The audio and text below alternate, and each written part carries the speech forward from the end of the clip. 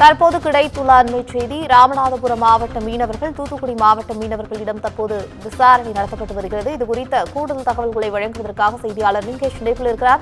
வணக்கம் லிங்கேஷ், விசாரணை குறித்தான கூடுதல் விவரங்கள். அதாவது ராமநாதபுரம் மாவட்ட கடல் எல்லை பகுதிக்குள் அத்துமீறி நுழைந்து அரசால் தடை செய்யப்பட்ட இறைத்தமிழி மற்றும் சுருக்குமடி வலைகளையும் அதிக சக்தி கூடிய குதிரை திறன் இன்ஜின் கொண்ட படகுகளை பயன்படுத்தி மீன்பிடித்ததால் ராமநாதபுரம் மாவட்ட எல்லையில் மீன்பிடித்த தூத்துக்குடி மாவட்ட மீனவர்கள் 23 பேரையும் 2 படகுகளுடன் பறிமுதல் செய்து மீன்பிடி வலைகளையும் பறித்து வைத்துக் கொண்டு தகராறில் ஈடுபட்டதால், அதாவது ராமநாதபுரம் மாவட்டத்தைச் சேர்ந்த ரோச்மாநகர் மீனவர்கள் தகராறு செய்ததால் அந்த பகுதிக்கு சென்ற போலீசார் 2 தரப்பு மீனவர்களிடம் விசாரணை நடத்தி வராங்க.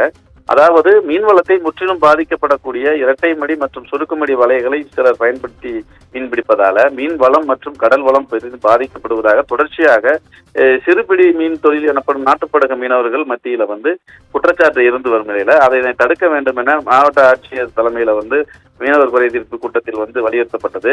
இந்த நிலையில மீன்வளத்துறை அதிகாரிகள் தொடர்ச்சியாக மாவட்டத்தின் பகுதியிலும் ஆய்வு கொண்டு வருவதாக சொல்லப்படுகிறது.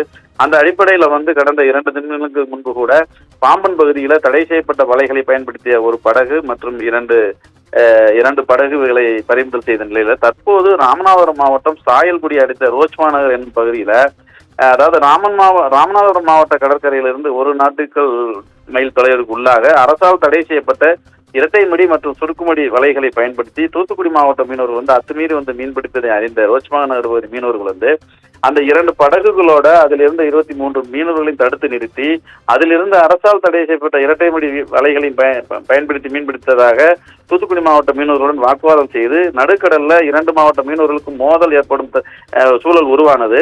இதனை அறிந்த சாயல்குடி போலீசார் அந்த பகுதிக்கு விரைவில் சென்று பேச்சுவார்த்தை நடத்தி வர்றாங்க. இதனிடையே இந்த பிரச்சனைக்கு நிரந்தர தீர்வு ஏற்பட வேண்டும் என தொடர்ந்து ராமநாதபுரம் மாவட்டம் மூக்கையூர் மற்றும் ரோச்மாநகர் பகுதி மீனவர்கள் தொடர்ந்து கூறி வரும் நிலையில 2 தரப்பு மீனவர்களையும் சமாதானம் செய்து வைக்கும் முயற்சியில காவல்துறை ஈடுபடுவதாக சொல்லப்படுகிறது. எனவே காவல்துறை அதிகாரிகள் பாரபட்சமாக செயல்படாமல் நடுநிலையோடு செயல்பட வேண்டும் என்பது மீனவர்களின் கோரிக்கையாக இருக்கிறது.